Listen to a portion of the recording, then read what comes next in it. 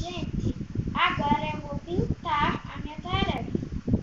E se vocês querem aprender essa experiência, vocês vão ter que ver em outro vídeo que eu já fiz. Tudo bem? E a experiência ficou bem assim. Azul. Que representa... A água. Mas, gente, a água não tem cor. Mas aqui no meu livro tem que ter azul. Por quê? Eu acho que alguns sabem, mas eu estou no primeiro ano B.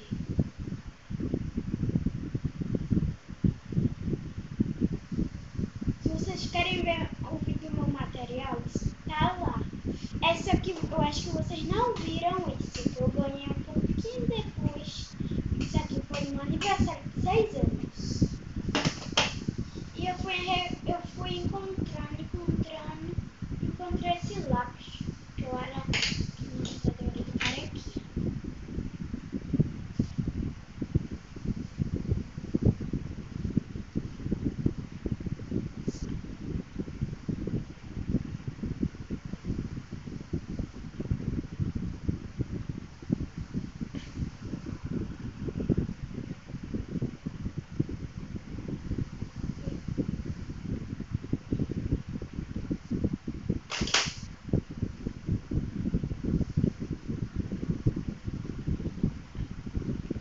Por que ele tá pintando azul embaixo e amarelo em cima?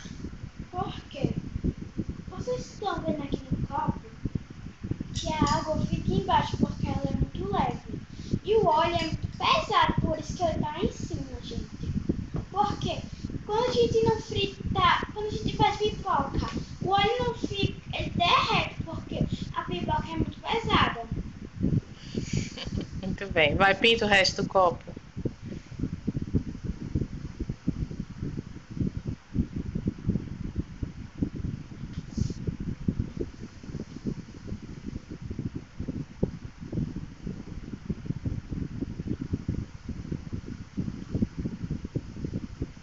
E quais são as características da água? Ela tem gasoso, esqueci, mas Não, veja só. Ela não tem cor, ela é... incolor. Inodora, Ela não tem cheiro, ela é incolor. inodora. E ela não tem sabor, ela é Indora. insípida. Insípida. Muito bem. Tchau.